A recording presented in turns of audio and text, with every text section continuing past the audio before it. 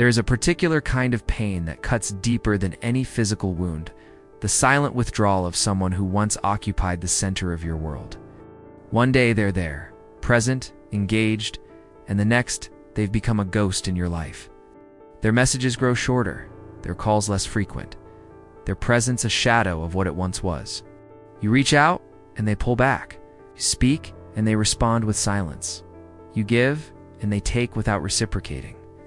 It's a slow suffocation of the soul, a gradual erasure that leaves you questioning everything you thought you knew about.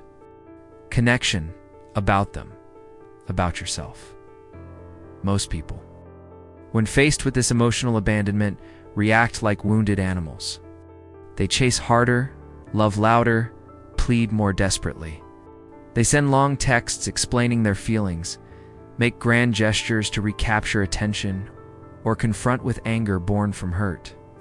They become smaller versions of themselves, shrinking into neediness, begging for scraps of the affection they once knew. But there is another way, a path walked by ancient warriors of the mind. Philosophers who understood that true power lies not in the desperate pursuit of others, but in the mastery of oneself. This is the way of the Dark Stoic, where silence becomes strength, where withdrawal becomes wisdom, and where the greatest victory is the one fought within the fortress of your own mind. When someone distances themselves from you, when they ignore your presence as if you were merely background, noise in their life, you stand at a crossroads.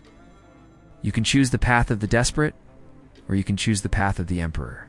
Marcus Aurelius, who ruled the Roman Empire yet understood that the only true dominion was over one's own thoughts, wrote in his Meditations about the futility of trying to control others.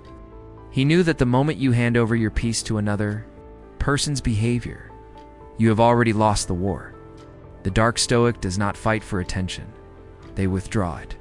They do not chase what runs from them. They become worth chasing. The first move in this ancient game of emotional chess is to embrace the silence they have given you. Do not fill it with noise, with explanations, with justifications for your worth. Silence is not empty, is full of possibility, pregnant with power. When someone pulls away, your instinct is to bridge the gap, to reach across the void they have created. But the Dark Stoic knows that some distances are meant to be honored, not crossed. By accepting their withdrawal without resistance, you demonstrate a strength that words cannot convey. You show that you are not dependent on their presence for your peace, that you can exist fully in their absence. This is not passive acceptance, it is active mastery. You are choosing to respect their choice while simultaneously choosing to respect yourself. The second principle involves the art of mirroring their energy without becoming them. If they are distant, you become distant. If they are unavailable, you become unavailable. But here lies the crucial difference between the Dark Stoic and the petty revenger you mirror, not from spite, but from wisdom. You understand that energy flows in patterns, and sometimes the only way to break a destructive pattern is to stop feeding it with your own desperate energy. When you match their distance with your own, you create a space where truth can emerge. You remove the dynamic of pursuer and pursued, of needy and aloof. In this space, both parties can see clearly what they truly want, without the distortion of unequal emotional investment. The third move requires you to redirect all the energy you once poured into them back into yourself. This is not about becoming selfish, it is about becoming whole. Every text you don't send, every call you don't make, every explanation you don't offer becomes fuel for your own transformation. The Dark Stoic understands that attention is the currency of the soul, and you have been spending yours recklessly. Now, you become the sole investor in your own growth. You take that energy that was once scattered across their moods, their responses, their validation, and you concentrate it like sunlight through a magnifying glass. You become the sun in your own solar system, not a planet orbiting theirs. The fourth principle is perhaps the most challenging for those unversed in. Stoic discipline you must genuinely wish them well, while expecting nothing in return. Is not the false positivity of someone hoping their kindness will be rewarded with renewed attention? This is the genuine detachment that comes from understanding that everyone is fighting their own battles, carrying their own burdens, and sometimes people pull away, not because of what you've done, but because of what they're going through. The Dark Stoic does not take their distance personally because they understand that most human behavior is about the person doing the behaving, not about those on the receiving end.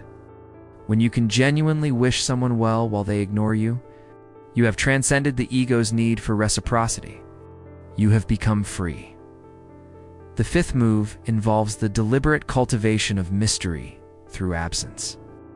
Where once you were predictable, available, easy to read, you now become an enigma. You don't announce your new boundaries, you simply live them.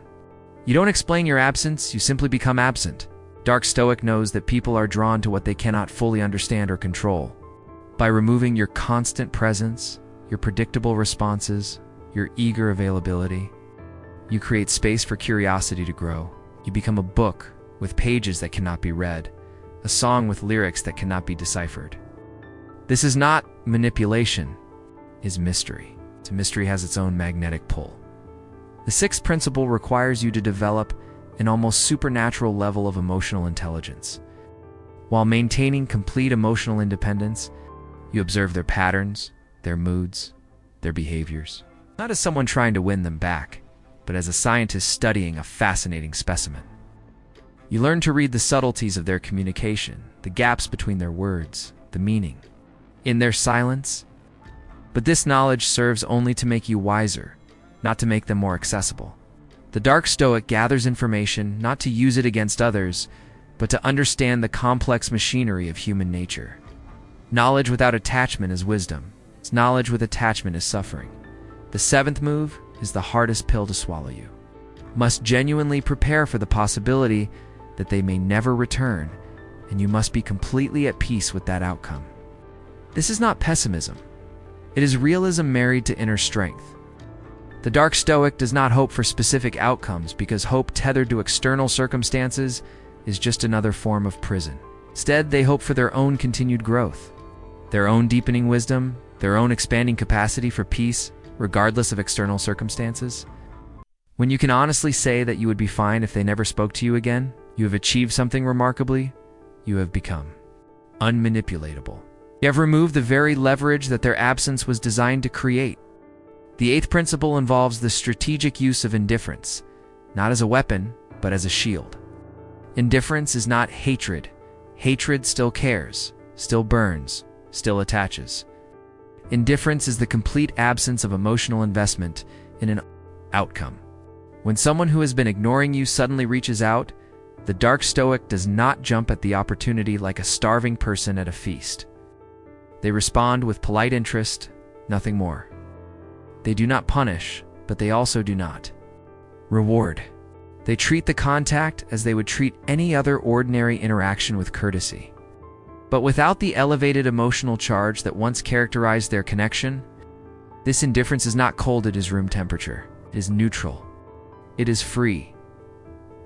The ninth move requires you to become so focused on your own path that their presence or absence becomes irrelevant to your daily experience. This is not about pretending they don't exist. It is about building a life so rich, so fulfilling, so aligned with your values that their participation becomes a nice to have rather than a need to have. The Dark Stoic understands that the strongest position is one of genuine independence. They pursue their goals, nurture their relationships, explore their interests, and grow their character with or without the person who has chosen distance. This is not about showing them what they're missing.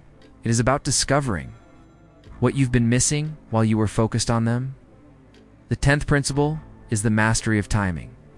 The Dark Stoic knows that life moves in seasons, and sometimes people enter our lives for a reason, sometimes for a season, and sometimes for a lifetime. They do not force winter flowers to bloom, nor do they try to extend summer beyond its natural end.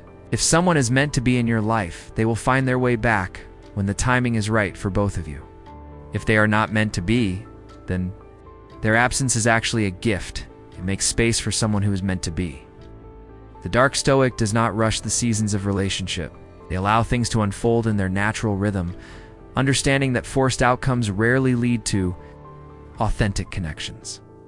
The 11th and final move is perhaps the most profound. You must transform from someone who needs others to validate their worth into someone who validates their own worth so completely that external validation becomes unnecessary. This is not arrogance, it is self-sovereignty.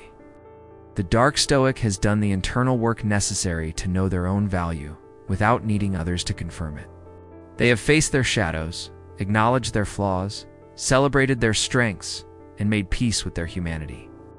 They know that they are worthy of love not because someone else loves them, but because they have learned to love themselves. This internal validation is unshakable because it does not depend on external circumstances. It is the bedrock upon which all other relationships are built. When you have walked this path, when you have integrated these principles into your very being, something remarkable happens. You stop being someone who gets ignored and become someone who commands respect through the sheer force of your presence. Not because you demand it, but because you embody it. People begin to notice that you are different, that you carry yourself with a quiet confidence that cannot be shaken by their moods or their choices. They sense that you have found something within yourself that they are still searching for in others. The person who once ignored you may indeed return, drawn by the very qualities that their absence helped you develop. But by then you will have become someone who no longer needs them to return. You will evaluate their renewed interest not from a place of desperation, but from a place of choice. You will ask yourself, not how can I get them back? And you will answer that question based on who you have become, not on who you were when they left. This is the ultimate victory of the Dark Stoic, not winning back the person who rejected you, but becoming the person who could never be rejected again. It's not because you are perfect, but because you have learned to live in perfect alignment with your own values. It's not because you have no needs, but because you have learned to meet your deepest needs from within. Not because you don't care about others, but because you have learned to care about yourself first, which is the only foundation from which you can truly care for others. The greatest battles are fought not on external battlefields, but in the quiet moments when you choose not to text, not to call, not to explain, not to chase. When you choose to sit with discomfort rather than act from desperation, when you choose to trust the process rather than control the outcome, when you choose to become the person you were meant to be rather than the person you think others want you to be. In the end, the Dark Stoic understands a truth that eludes most people, that the highest form of love is not the desperate clinging to another, but the confident letting go. Not the needy pursuit, but the peaceful presence. Not the emotional manipulation, but the authentic being. When you stop trying to make yourself indispensable to others, and instead make yourself indispensable to yourself, you discover that you were never meant to be anyone's second choice. You're meant to be your own first choice, your own greatest. Love your own most trusted companion, a person who distances themselves, who ignores you, who pulls away. They are not your enemy. They are your teacher. They are showing you where you still give your power away, where you still seek completion outside yourself, where you still believe that your worth depends on their recognition. And for this lesson, wrapped though it may be in the painful package of rejection, you can be grateful, because it is leading you home to yourself, to the person who was always there, waiting patiently for you to stop looking everywhere else and finally see the treasure that has been within you all along. When they distance themselves and ignore, you do not chase them into the darkness of their own choosing. Instead, turn toward the light within yourself. Become so rooted in your own worth, so clear about your own path, so at peace with your own company, that their absence becomes not a loss to be grieved, but a space to be filled with your own magnificent presence. The Dark Stoicate is the way of the wise, the way of the strong, the way of those who have learned that the greatest love affair you will ever have is the one with yourself.